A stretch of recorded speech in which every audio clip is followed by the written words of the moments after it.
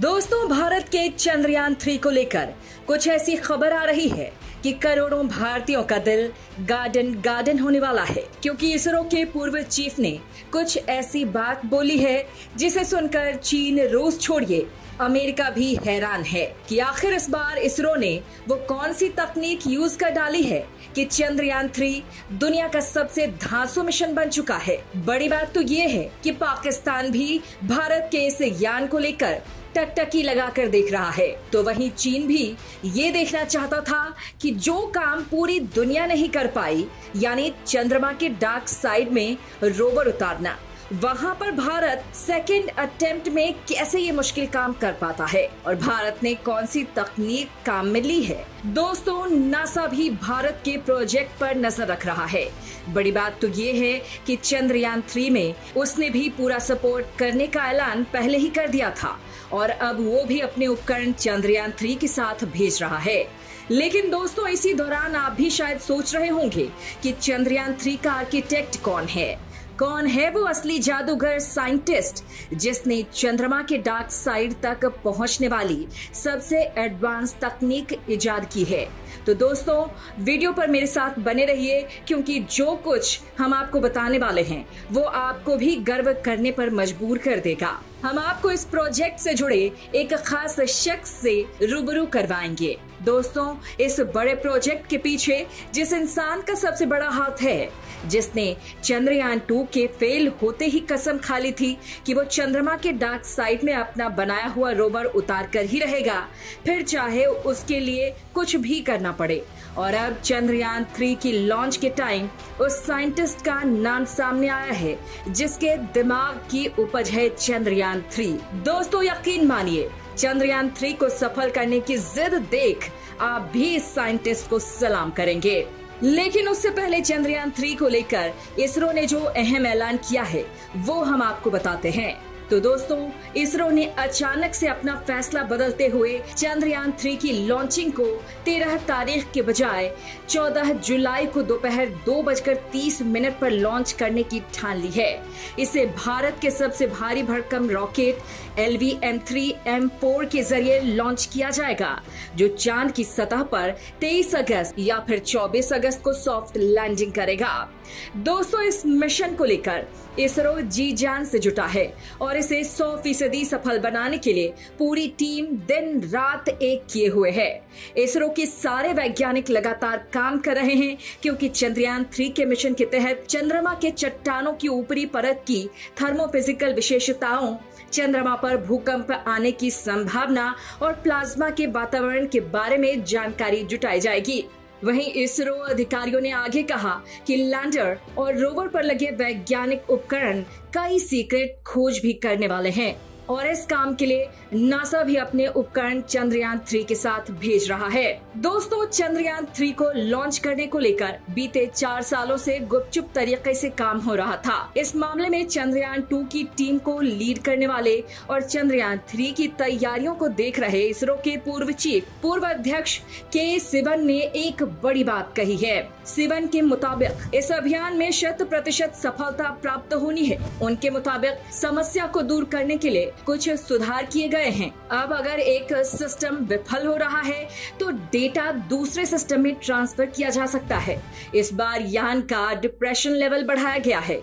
High landing का सामना करने के लिए लैंडर के लेग डिजाइन को भी बदला गया है। मतलब दोस्तों, अब चंद्रयान 3 को किसी भी हाल में सफल होना ही होना है।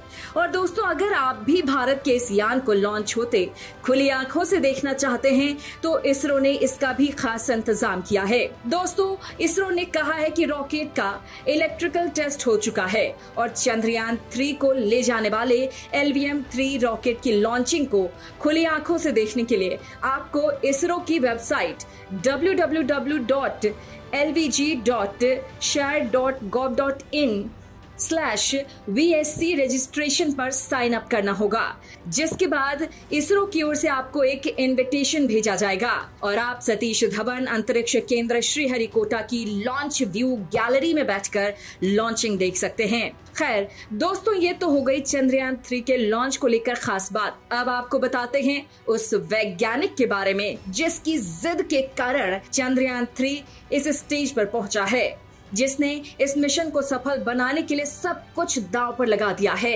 दोस्तों, उस साइंटिस्ट का नाम है पी वीरमुथुवेल। दोस्तों, मिशन चंद्रयान को हकीकत में बदलने वाले जादूगर इसरो के वैज्ञानिक पी वीरमुथुवेल ही हैं। उन्होंने ही चंद्रयान के मिशन को सफलता में बदला है। चंद्रयान 3 अगर सफल होगा तो इसमें सबसे पहले इस साइंटिस्ट को क्रेडिट जाएगा। वो हैं इसरो के वैज्ञानिक पी वीरमुथुवेल। इसरो के वैज्ञानिक वीरमुथुवेल तमिलनाडु के विल्लुपुरम के रहने वाले हैं।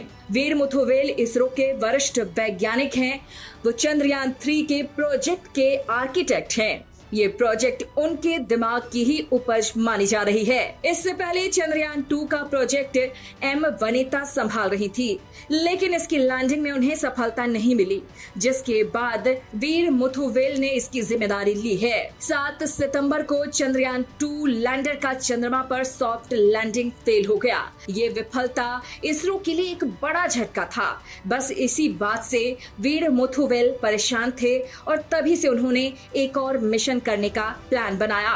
दोस्तों, पी वीरमुथुवेल काफी टैलेंटेड साइंटिस्ट हैं। वीरमुथुवेल ने IIT मद्रास से ग्रेजुएशन की डिग्री हासिल की है। दोस्तों, ये मिशन काफी जटिल होने वाला है क्योंकि चंद्रयान 3 अपनी चंद्र यात्रा के दौरान dark side of the moon की छानबीन भी करेगा। इसके लिए चंद्रमा का दक्षिणी ध्रुव क्षेत्र विशेष रुचि का विषय है, क्योंकि चंद्रमा का अंधेरे वाला ये पक्ष, जिसे dark side of the moon कहते हैं, इस क्षेत्र में पानी की संभावित उपस्थिति के अनुमान है। चंद्रमा पृथ्वी की तरह गोलाकार है और नीचे से हम इसका केवल एक पक्ष ही देखते हैं। कहा जाता है कि किसी ने भी इस dark side of the moon को नहीं देखा है। इस गोलार्ध को चंद्रमा का सुदूर भाग नाम दिया गया है क्योंकि ये वास्तव में इतना अंधेरा नहीं है। अंधेरे शब्द का एक अन्य अर्थ अज्ञात, मतलब जिसे ढूंढा ना जा सका भी होता है, क्योंकि हमारे इतिहास के अधिकांश भाग में मानव जाति के लिए दूर का भाग अंधकारमय था। चंद्रमा का दूर वाला हिस्सा उस तरफ से बहुत अलग है जो हमारी आंखों के सामने दिखता है। चंद्रमा का दूर वाला भाग कहीं अधिक खुरदुरा और टेढ़ा मेढ़ा है। इसकी सतह सघन रूप से प्रभाव वाले गड्ढों से भरी हुई है। सुदूर भाग का केवल 1% भाग ही अंधेरी संरचनाओं से ढका हुआ है। दूर की तरफ के गड्ढे भी काफी बड़े हैं। अक्सर लोगों के मन में सवाल उठता है कि हम चांद का केवल एक हिस्सा ही क्यों देखते हैं, जबकि पृथ्वी लगातार घूमती रहती है। ज्वारीय लॉकिंग, जिसे गुरुत्वाकर्षण लॉकिंग, कैप्चर्ड रोटेशन या सिंक्रोनस रोटेशन के रूप में भी जाना जाता है, नामक एक घटना के कारण चंद्रमा को अपनी धुरी पर घूमने में उतना ही समय लगता है जितना उसे पृथ्वी के चारों ओर घूमने में लगता है। इसके कारण एक गोलार्ध लगातार पृथ्वी के अंदर की ओर आ जाता है। इस कारण चांद का केवल एक हिस्सा ही हम देख पाते हैं। मिशन सफल हुआ तो अमेरिका, रूस और चीन के बाद भारत चांद पर स्पेसक्राफ्ट उतारने वाला चौथा देश बन जाएगा। चंद्रयान 3 के लिए भारत ने करीब 615 करोड़ रुपए का खर्चा किया है। अब जैसे ही ये चांद की सतह पर पहुंचेगा, लैंडर और रोवर अगले एक लूनर डे या चंद्र दिवस यानी धरती के 14 दिनों के समान समय के लिए सक्रिय हो जाएंगे। चंद्रयान 3 का अभियान न केवल भारत के लिए बल्कि पूरी दुनिया के वैज्ञानिक समुदाय के लिए महत्वपूर्ण है, क्योंकि लैंडर चांद की उस सतह पर जाएगा जिसके बारे में अब तक कोई जानकारी मौजूद नहीं है। लिहाजा इस अभियान से हमारी धरती के एकमात्र प्राकृतिक उपग्रह चांद के विषय में जानकारी और बढ़ेगी। इससे न केवल चांद के बारे में बल्कि अन्य ग्रहों के विषय में भी भविष्य के अंतरिक्ष अनुसंधान की क्षमता विकसित होगी।